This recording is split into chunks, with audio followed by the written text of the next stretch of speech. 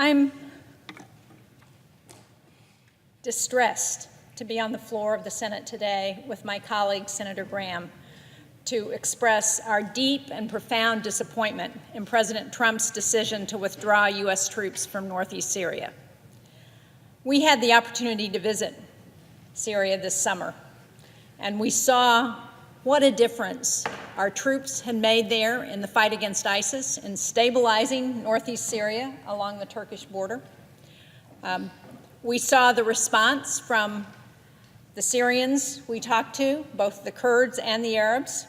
As we drove along the road, we saw children and people in the area flashing a victory sign at our troops. And you can see from this map the land that is controlled by the Syrian Democratic Forces, our partners in Syria. So this is the United States and the Syrian Democratic Forces. We have a significant piece of Syria that is now peaceful and stabilized, and ISIS has been thrown out of that part of Syria.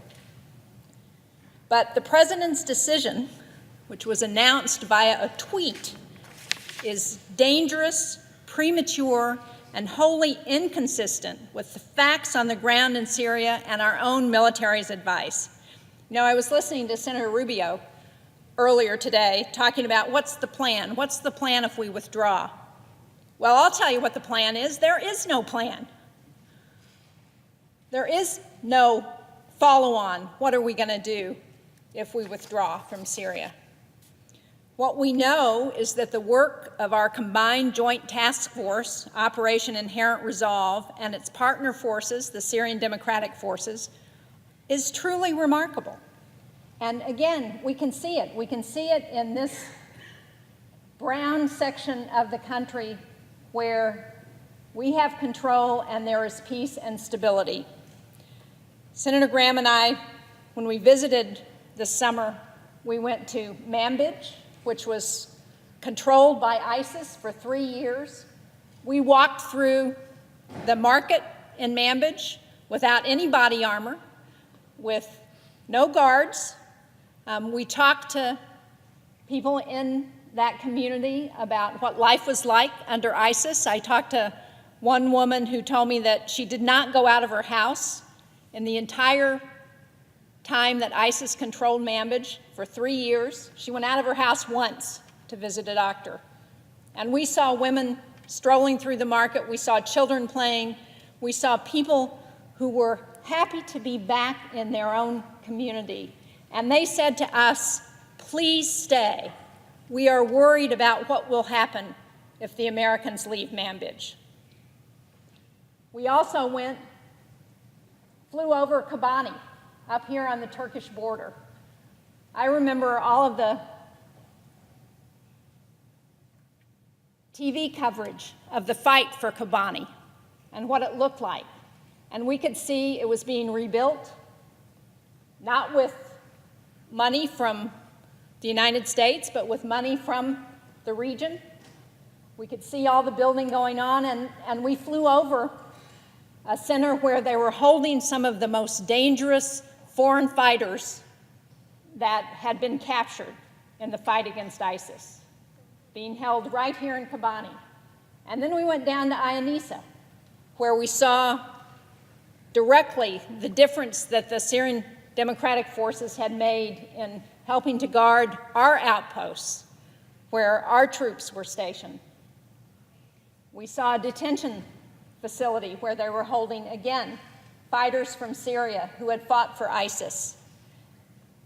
We then went over to Al-Hasaka, where we saw a prison that was being built to hold the most dangerous of the foreign fighters.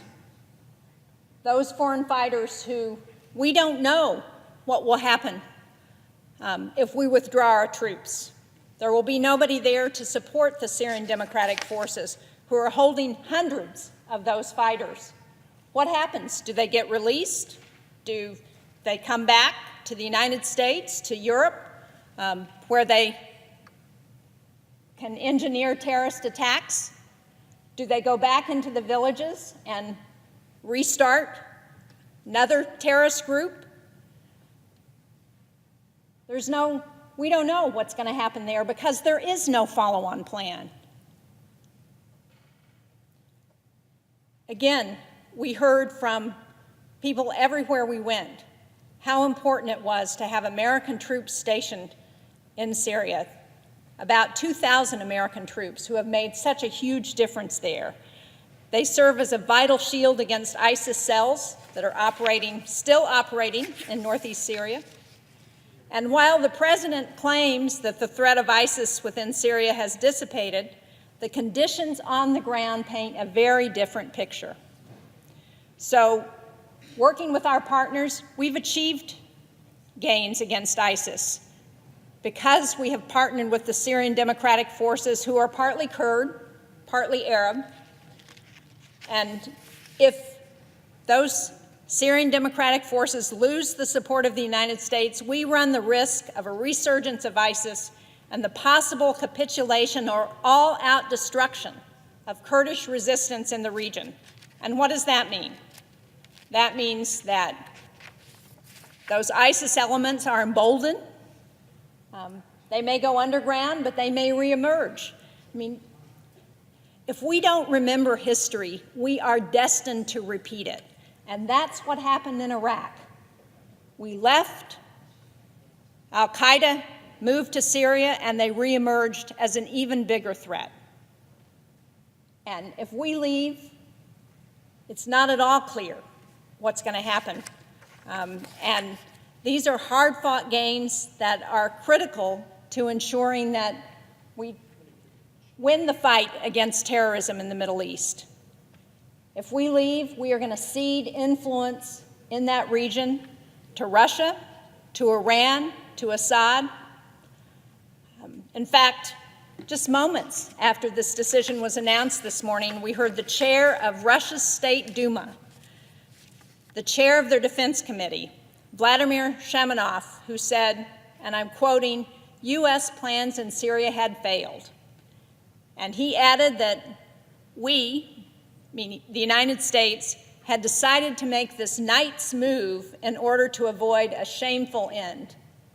Make no mistake, they are celebrating in Moscow tonight after the president's announcement, just like they're celebrating in Tehran tonight because of the president's announcement, because we are going to leave the field in Syria to those countries who are aggressors against the United States.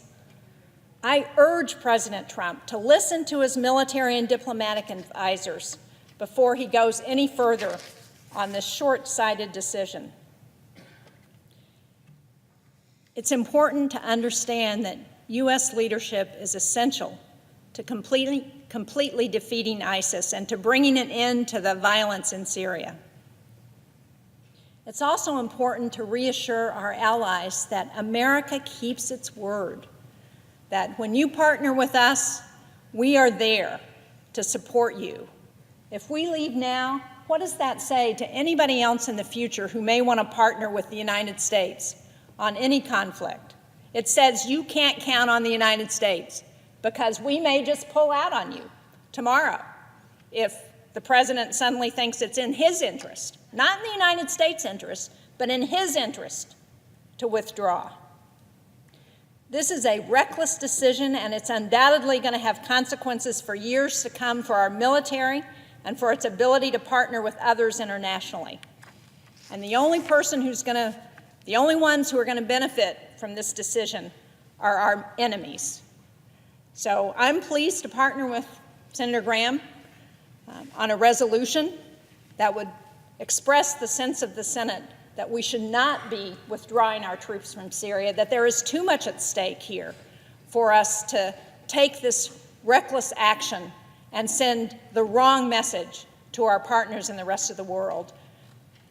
Mr. President, I'm pleased to join my colleague, Senator Graham, and we will do everything we can to urge the President to reverse this reckless decision.